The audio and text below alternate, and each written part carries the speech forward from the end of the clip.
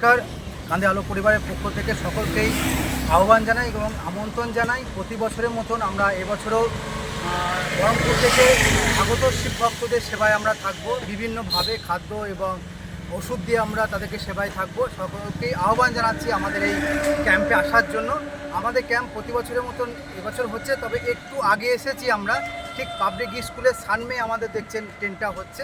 আমাদের ট্রেন আগামীকাল রাত্রির থেকে আজকে সোমবার সকাল অবধি চলবে। সকলকে আহ্বান জানাই এবং সকল স্তরের মানুষকে আহ্বান জানাই, আসুন আমরা এই উৎসবমুখী শ্রাবণ মাসে উৎসবমুখী একটা উৎসবে সবাই মিলিতভাবে একসঙ্গে কাজ করি। ধন্যবাদ, ভালো থাকবেন। জয় বলে হর হর মহাদেব।